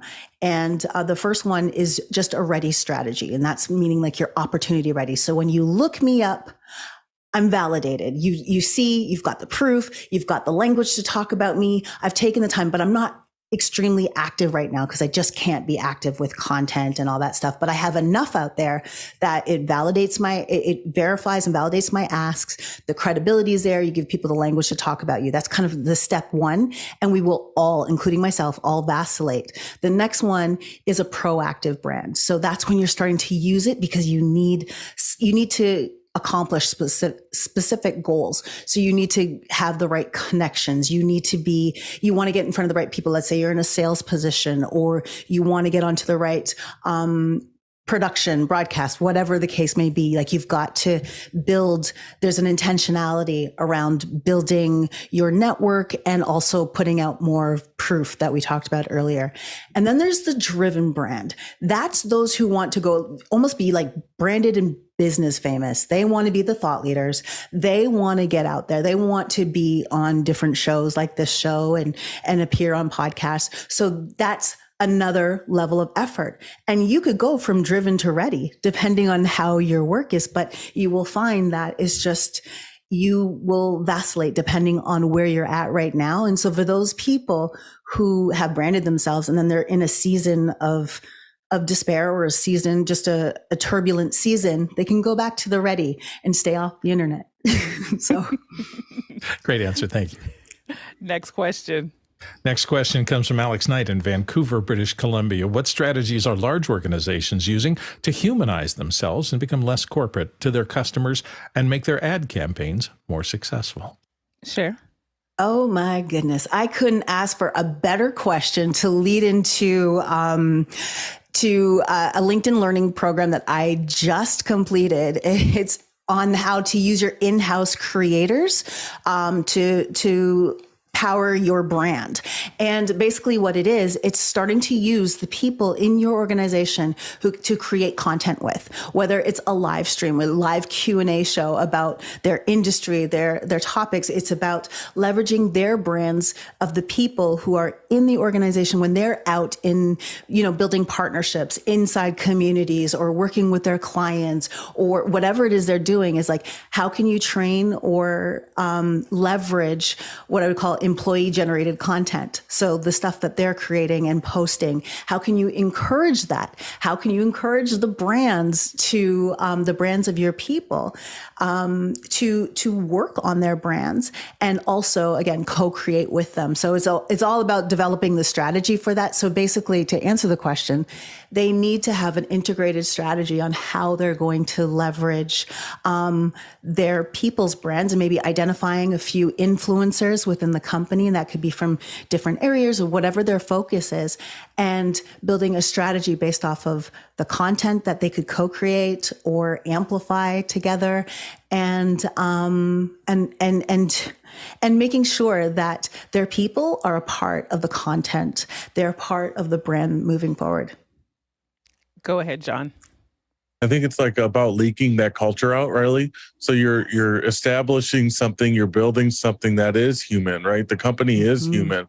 And if you're valuing your people, you're creating those opportunities for that to come out. It's not just, I want to improve your life at work. I want to improve your life at home too. The stuff that we're doing, the things that we're instilling into people, if you apply these to your life, you're going to be better. I mean, how does that leak out? How does it show out in social media, within your small groups that you have around it, your friends? Those are the things that make a big difference and really humanize a company. John, that is so important. And so what companies then need is the strategy to to collect that content or to encourage their employees to talk about those stories of how, working here and perhaps they've been able to have a flexible schedule so that they can still stay home with their family or do what they need to do and how awesome that opportunity is. And so, you can do like an employee content or generated campaign where you are asking your employees for stories, asking them for videos, and then figuring out how you want to use them. Maybe it's having a hashtag campaign with that, and then showcasing them. And what that does, when you can showcase the culture inside your company, not only are you improving retention because you're actually seeing the relationships, you're highlighting that, but you're also contributing to talent attraction because people are going to say that I can add to that culture. When I look at that culture, I want to be there too. And then the whole momentum happens, as well as when you're putting a spotlight on your thought leaders or your subject matter experts. And that helps with sales. Like there's so many different ways to look at it. And I actually covered all in my course. So if anybody's thinking about creating that people powered brand using their in-house creators, definitely take a look at it on LinkedIn.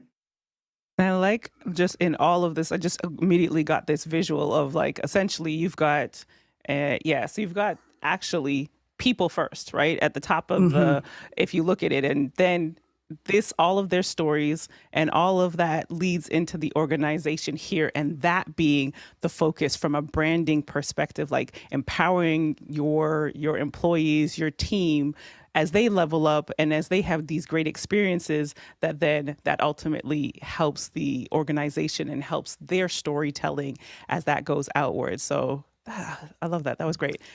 Next question. Next one comes from our own Tony Mobley here in the panel for a long time, Newman, Georgia. You look and sound good, Ms. Cher Jones. What is your technical setup? We love setups here. Okay, This is the community. I am here for this conversation. So right now I've got 2 flat panel lights, soft boxes. That one's in front of me. I've got one on the behind of me. I've got some LED strips on the back. So that's my lighting situation. And then I have a Shure SM7V. So I've got that there. Plus I am using a Sony ZV-E10 and a Sigma 16 millimeter lenses. And that's my setup. So that's why I'm so crispy. Next question. Next question comes from Lenny Nelson in San Antonio, Texas. How do you separate personal branding from marketing the organization you may be working for? It's interesting because I think it's like, instead of separating, it's more about the integrated approach around what you know. And so, for example, the easiest example would be around, if you're sharing company content, you can just simply share it and that feels like you're just marketing the company. But if you dive deep into, let's say it was a white paper that you're sharing, and I know it sounds so interesting, but you can provide your take on, on page 3, we talked about this, and here's one thing that I'm seeing with my clients. So what you're doing is you're integrating your experience and expertise along with the company's collateral, their marketing, their resources that they're sending out. So what you're doing is you're bringing in your personal perspective. Another thing you can do, let's say that's not, likely for your role. You could, and it's amazing how this can really shine a spotlight on who you are. So if you know that they're trying to hire for a specific role and it may impact your role, it may not, you could share that opportunity with your network, but don't just share the opportunity. Create a post, create a video around, I just want to share this with my network because this is this awesome role. And here's why I think, you'd love working here. Let me tell you, you will get a spotlight so quick on you. And especially, and here's the kicker, if you've already worked on your personal brand so that you've mastered your message so that when they look you up, when people who have never noticed you before in your company, now that your post is getting traction, you've kind of tagged them in the post. What are they doing? They're going back to your profile to see who you are and what you've said about yourself. And now they didn't know you before. You're your best source. So they have the language to think about you. They now are forming how they should feel about you right now. So there's so much control that we actually have that we don't even think about. And that's where you can be more intentional. Next question. Next one comes from Leslie Cernick. I hope I'm pronouncing that correct, Leslie. From a company's perspective, what tips do you have for encouraging employees to develop their personal brands in a way to represent the company, particularly people that don't see the value in LinkedIn or networking? Let's see what you have to say there, Cher. Oh, I love this. So one of the things that I think people need to, most people don't see the value because you say no to what you don't know. Most people think that LinkedIn is a job searching site, but the minute you can change their perspective, the minute you actually just ask them, when you see somebody on who's invited to a meeting or on an email list or someone who's reaching out to you professionally, where's the first place you go? And that's LinkedIn. That's where we go. We want to know who this is. So again, coming back to you are your best source. If you're doing that, trust and believe that people are doing that to you. And immediately that starts to change their perspective. And then again, going to what we talked about before is we're typically thinking about it from a job seeking perspective of all the things I've done, but you don't want to do all those things anymore.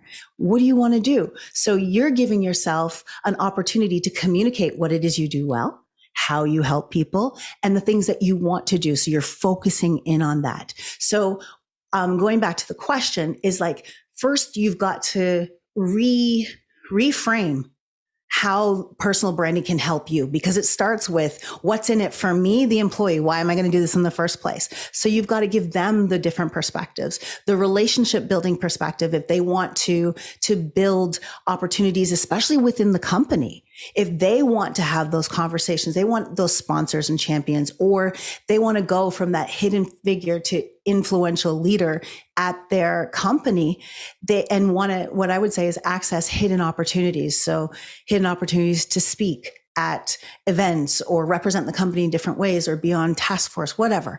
You've got to do the work, but that positions them on an asset-based perspective of why they want to build their brand. And then it's about guiding them and providing examples of what that could look like. Because most employees, what they don't know, and they're more afraid than anything else of, if I put myself out there, is it okay that I do that? Is it okay that I share this kind of content?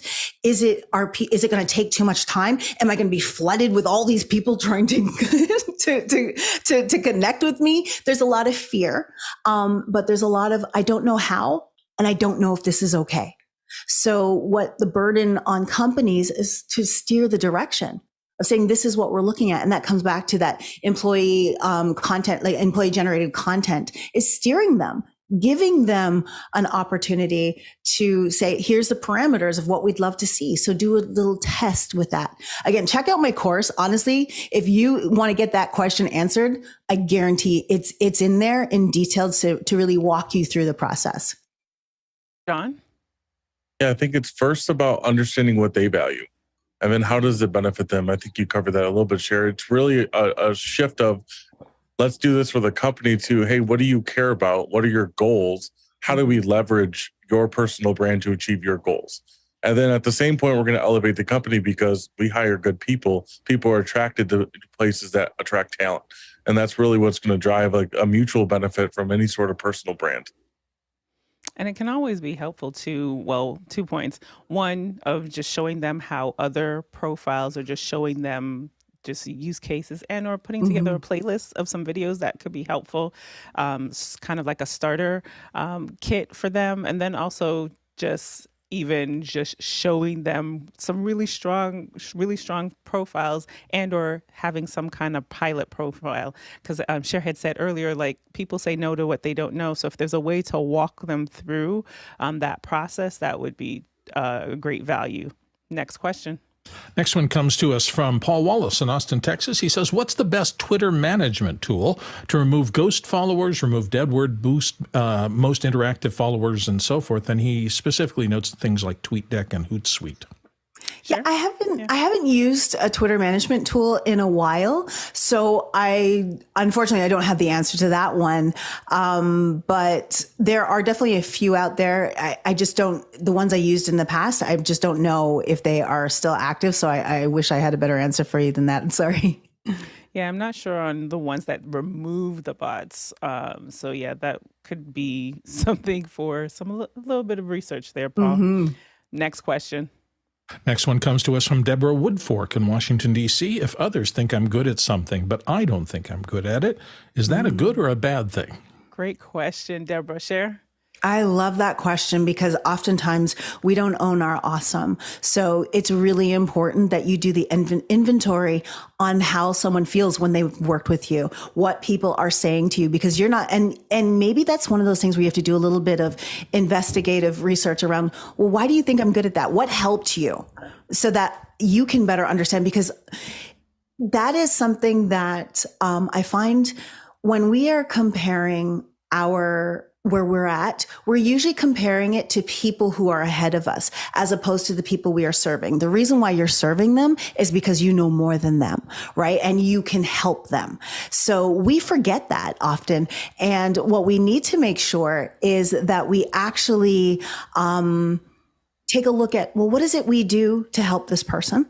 So that we can better articulate that, and also look at the results and believe what you see, not what you're telling yourself, because oftentimes it's that negative voice that is getting in the way of how you've been created and the awesome that you have been given to serve with. So I think it's really important to look at it that way. Next question. Alex Knight in Vancouver, British Columbia is back with, I noticed that personal brands, the ones that are successful, have a much higher ratio of providing value versus asking for a sale. Why don't more people do this? The opposite seems misguided. What are your thoughts, Cher?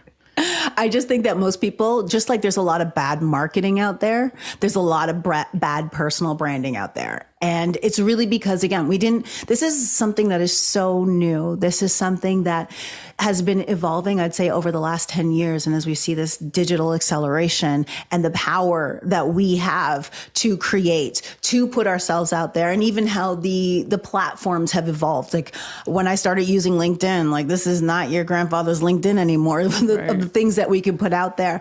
So I just think that there's just a lot of bad marketers out there, but that should provide hope for you if you're going to put intentional work into your personal brand so you can stand out as a good one. Next question. David Brady comes to us next from New York City, and he says, what are your thoughts on establishing vision, mission, and value statements? I've been trying to encourage management to get something defined, hoping it will help us with our internal brand. Go ahead, Cher.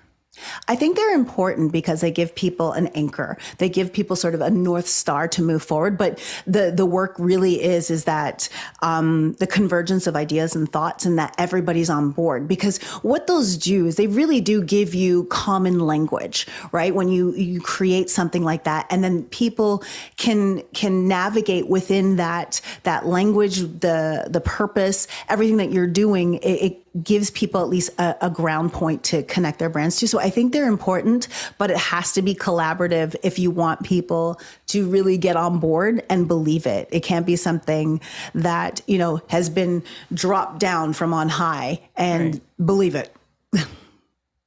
John? I think really the first thing to ask, at least from the leadership team, is what story are we telling? What do we want people to care about? What do we want our team members to care about? And then we can really start building vision, mission, values, everything around that story. Without that, you're just another thing to throw up there that people really can't get and buy into. And so it's like, what do we care about? What do we deliver for our clients? What's the first thing that we want people to think about when they think about our brand? And that's your story. Next question. Tony Mobley is back from Newman, Georgia, this time with, I want to get better at what I do. Do you have any suggestions? And he's got a link there to his conversations with TonyMobley.com website. All right, Cher. Tony, do you want to jump in for a moment and just kind of give her a quick snippet about conversations with Tony Mobley so she can answer? Oops, you're muted, Tony. I just want to say hello and thank you so much for joining us today. I'm so happy that Liberty had you on with us.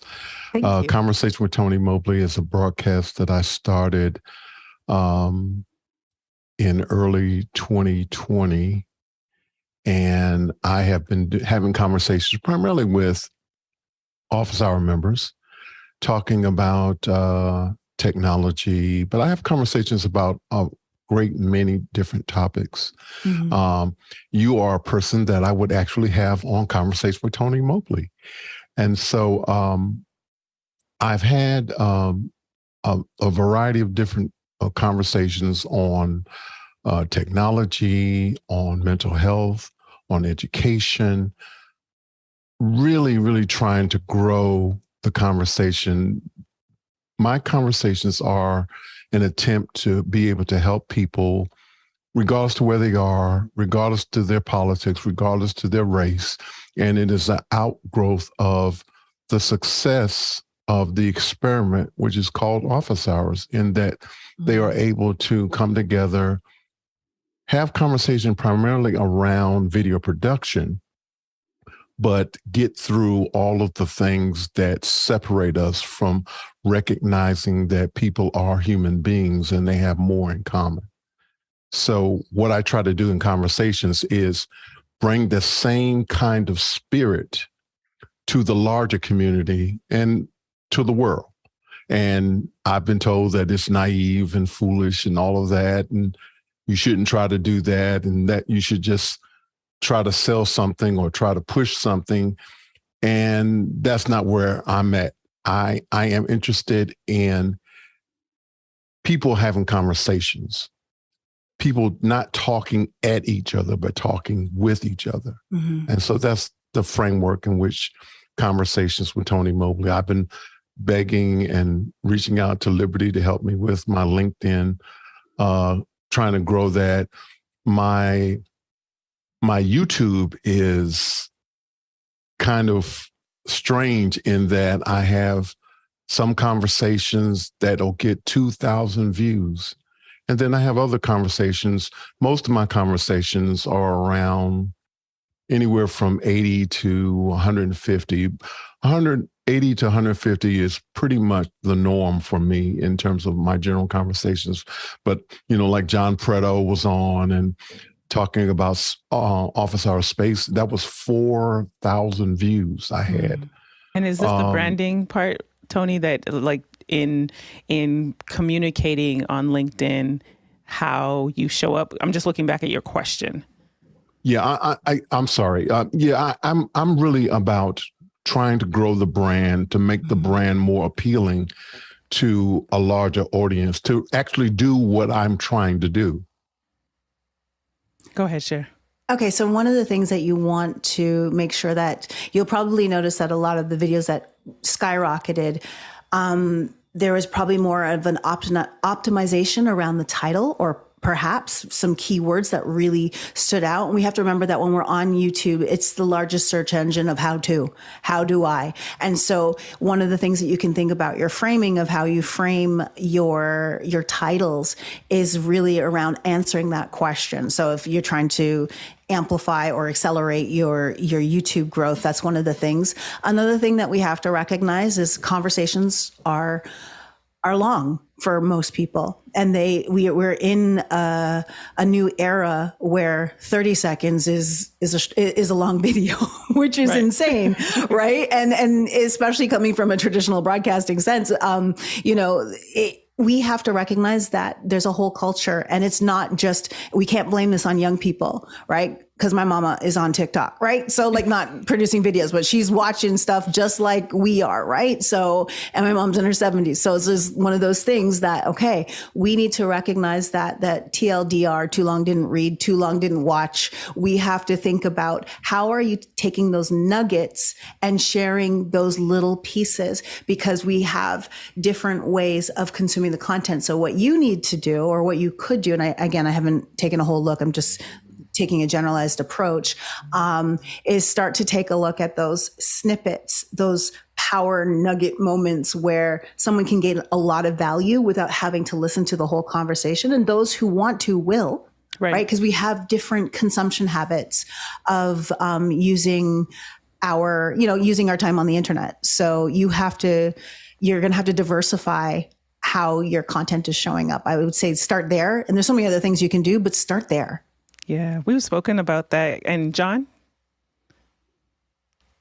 Yeah, I even think since you have a big drive to drive people to the live show and not just the recordings, I think even doing something with whoever your guest is going to be that week, 30 minutes, an hour before a show, and some sort of short form, either Instagram or TikTok that can drive people to that live event. That's going to be something that will kind of increase that viewership, get more conversations happening, more questions from the producers. I think that'll make a big difference. And just going back, Tony, to the snackable content, by cutting that up, as Cher mentioned, and I think we've mentioned on the show before too, is that it will help to reinforce your service mindset, how you ask questions, the vibe, the feel for the show. So hopefully that is helpful. Next question. Hershey Trividi in Daytona Beach, Florida. Up next, thanks for joining us today. How would you give insight to someone who may be vision impaired and might need to strengthen their personal brand skills or such? Cher. I think it still comes down to the message, right? So it's always going to come down to the message because, we have readers, we have different ways that there's also a lot of audio podcasts and stuff like that as far as the burden of proof, but work on your messaging first. Give people the language to talk about you. Be your source of awesome. So what is it you bring to the table and how you help so that people can focus in on the asset and not the impairment, right? So you have to look at, well, at the end of the day, what you do well is what you do well. And so you got to let people know that. And that's your primary focus because it's still positioning. It's still, and then providing the proof, going back to the burden of proof. You say you do it well, show me, right? And there are different ways that you can do that. Next question. Paul Wallace, I think, has been paying a little bit of attention to Yes. Mariah Carey this week and says, who is the king of Twitter, Facebook, LinkedIn, YouTube, TikTok, and Instagram? Cher, thoughts there? That depends on the demographic. I mean, YouTube, it's funny. I'm reading a book right now, and it's all about like working with your future self. I can't think of the title right now, but he talks about Mr. Beast and Mr. Beast is Mr. Beast and he's a YouTuber and like the most celebrated, earned YouTuber out there, period. So, I mean, it really depends. Like, and it depends on your genre. Like more and more people now because TV programming, whatever, how we consume content is so specific. So your number one may have nothing to do with my number one based off of my interests. So I wish I could tell you, here's the number one person like Gary Vee, sure. But for who? Gary Vee was number one for me maybe in 2014, but Right. He's not. Right. So I wish I had a better answer. And then Bill, you can go ahead. Well, just really quickly, I think you're exactly right, because if you were to say who's the best right now in rock, everybody in a different generation would have a different answer. Is it classic rock? Is it modern rock? Mm-hmm. Who's the pop star? Is it Billie Eilish still, or is somebody else coming in and take? It's just there's so many possibilities that you can't ever answer that with one, this is the answer. Right, one finite. Well, we're rounding out the show, Cher. I want to give you the last word. Just any advice for our audience. This has been an hour of advice and tips. So I don't know, what do you have left for us? I just want to remind people that you get what you get and don't get upset if you brand yourself. Take the time to intentionally put yourself out there because you are your best source. I know I've said it a million times and I will say it a million times more because you are your best source and you have the opportunity to position what you want, right? By providing the proof that you can already do it. So why take it all when you can get exactly what you want? And that means just taking the time to really do the inventory, then do the positioning, build the network to help you get what you want. And then again, continue to provide the proof and build on that so that you can get where you need to go. Wonderful. And where can folks find you? Definitely the number one spot for me is LinkedIn. That's the first place to go. I would love for everybody just to come over there, follow or connect if you want to have a conversation. That would be incredible. And you just search me over there. I'm also on Instagram, but my number one spot is LinkedIn. And of course, my website is sociallyactivetraining.com if you're looking for corporate training. Wonderful. Cher, thank you so much for spending your time with us today. I've been watching the comments, so everyone, you probably, once you get off, you'll see all those invites from our community. To our producers, thank you for all of your questions, because the show does not run without you. And to our panelists for your feedback and your insights. And most importantly, to our back end team, our production crew that makes it all come together. Now, if you want to find out what is happening for the rest of the week, head over to officehours.global. And now we'll jump into after hours, and we'll see you soon. Bye. And so the whispering begins. This is what we do at the end of the show, Cher. We'll whisper. Yeah. Great show, Liberty. That's fantastic. Thank you, Cher. Wonderful. Thank you. Thank you, Miss Jones. Thank you. Thank you for having me.